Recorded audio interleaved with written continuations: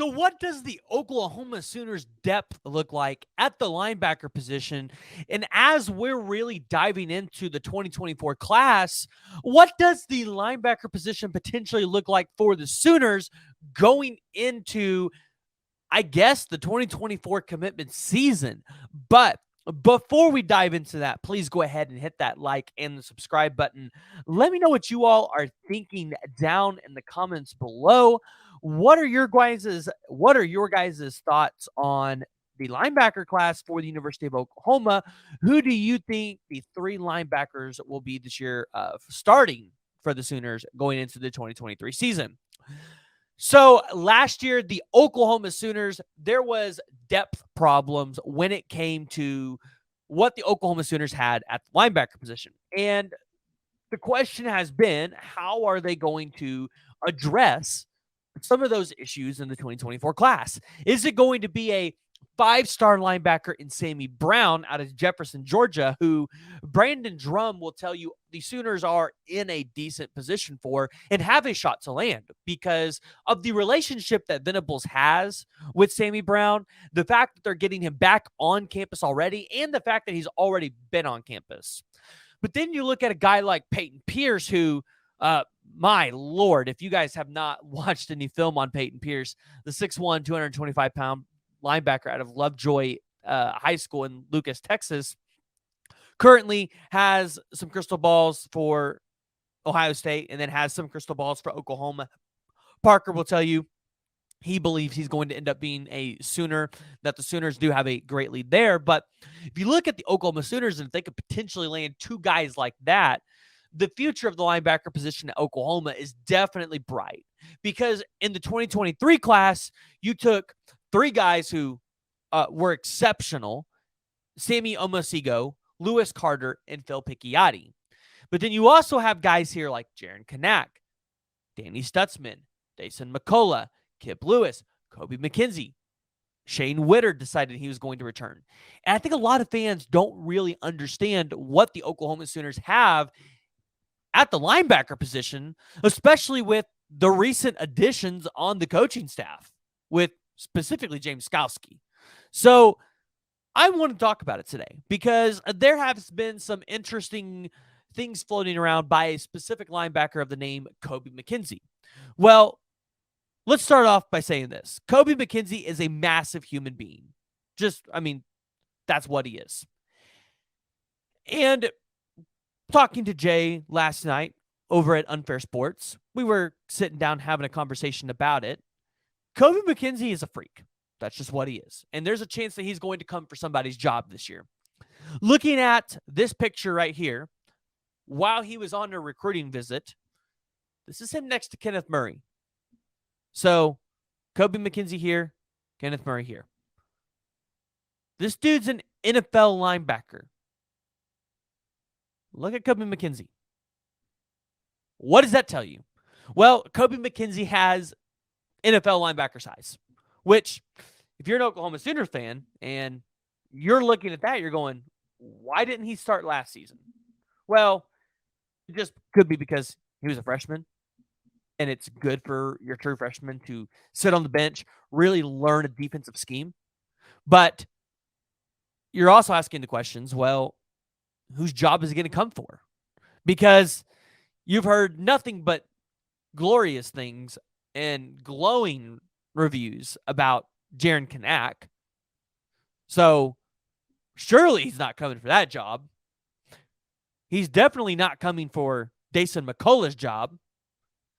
So the next logical job he could potentially come for is Danny Stutzman. And is it because Danny Stutzman maybe just isn't quick enough? Maybe Danny Stutzman needs to move to a different position. I have no idea. I don't know what that's going to look like.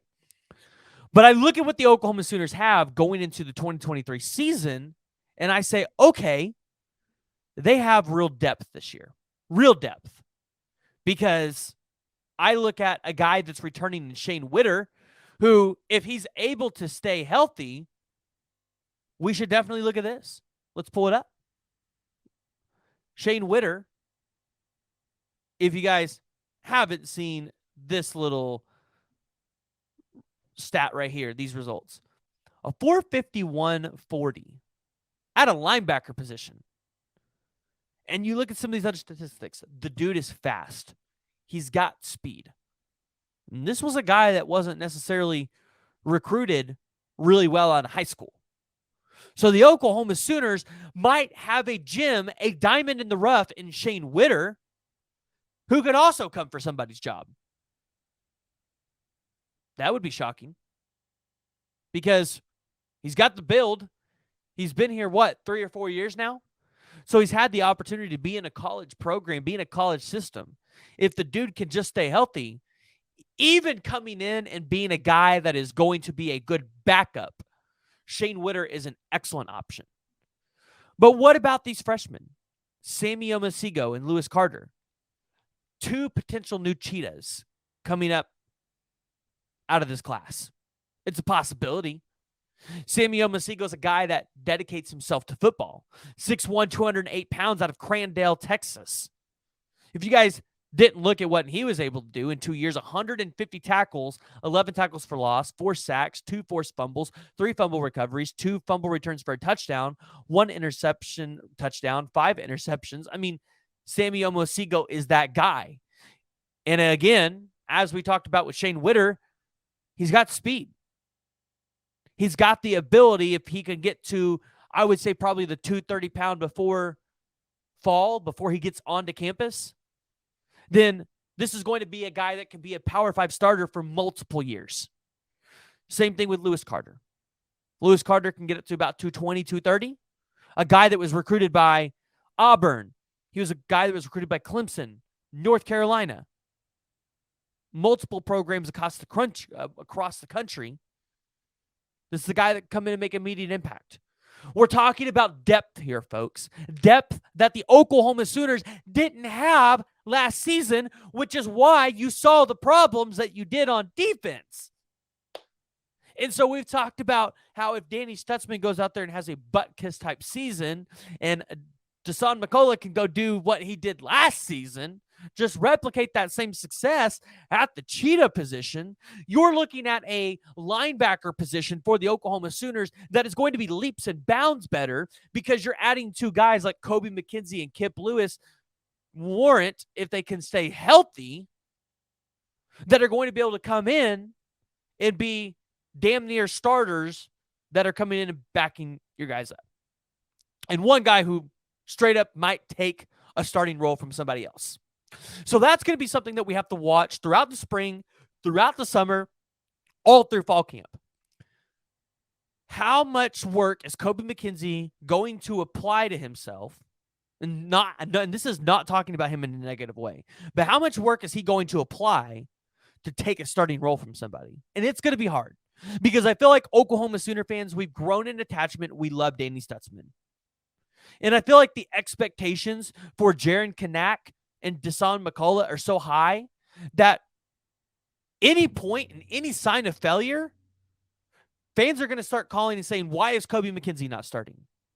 Why is Sammy Omosigho not starting? Why is Lewis Carter not out there? Shoot, why is Phil Picciotti not out there? I mean, you want to talk about a freak. Phil Picciotti might be that guy at the inside linebacker position for the Oklahoma Sooners. He's definitely not a cheetah, but could be a guy that could make an impact for the Sooners at the inside linebacker position. So, guys, I want to hear from you. Go ahead, jump down in the comments below. Let me know what you think. Who are your 3 linebackers that are going to start for the Sooners going into the season?